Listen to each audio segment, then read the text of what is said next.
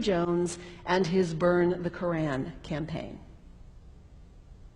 I think he would say, this has got to stop.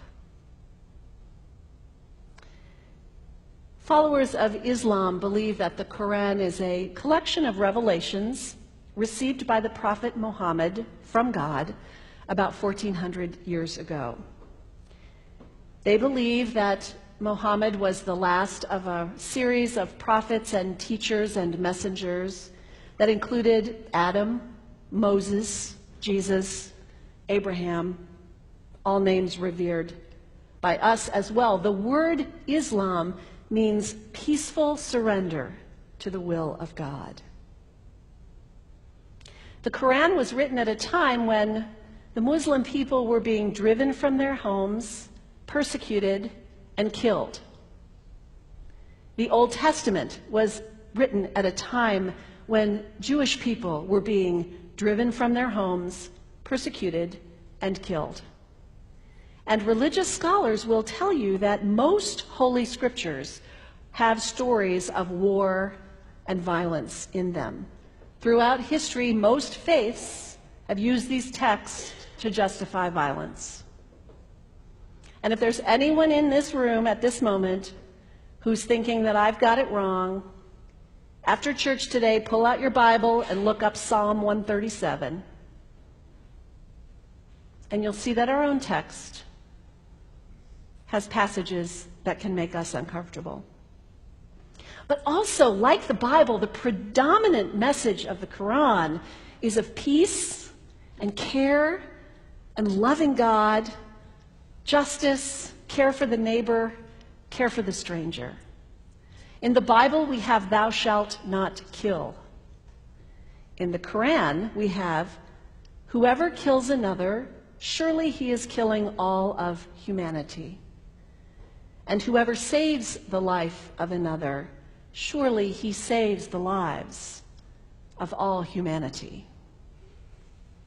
These are words of peace, words of faith, words that could save the world if we would take them to heart. The second thing you can do the next time someone sends you one of those emails demonizing Islam, delete it. Don't forward it.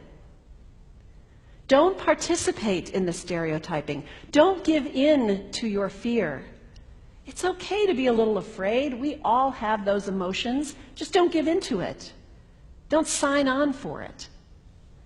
Don't focus on this tiny group of extremists who commit acts of violence. Focus on the hundreds of millions of Muslim people in the world who are people of faith, whose priorities and concerns and families are not so different from your own. And third, when you think of Muslim people, think of individuals. Think of the professor at Ohio State. Think of the engineer at Honda. Think of the teacher at the elementary school down the street. When you think of Muslim people, remember those who died on 9/11, not the hijackers. There was only a handful of them. Remember Mohammed Sunhami Hamandi. He was born in Pakistan. He came to the United States as a small child with his parents. He played high school football.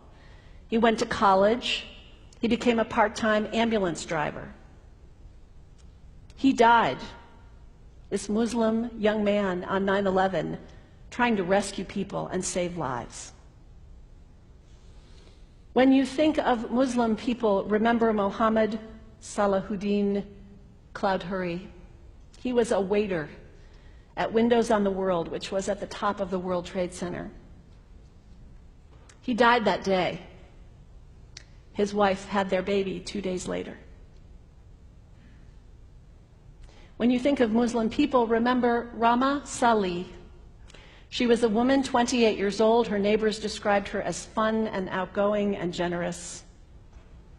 And she died on American Airlines Flight 11, 7 months pregnant with her first child. Remember the founder of the Islamic Circle of North America, who worked in the World Trade Center and also died on September 11th. That same group now is giving away tens of thousands of copies of the Quran in response to the campaign about burning the Quran. In the language of their own tradition, they are spreading words of faith and peace and hope.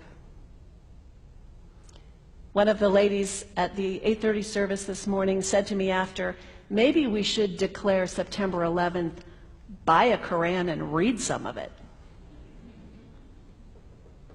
It is for us to share our message of love and hope and peace, but let us do it with grace and respect and above all, humility. God grant us, as individuals, as a nation, as Christians, the humility for this work.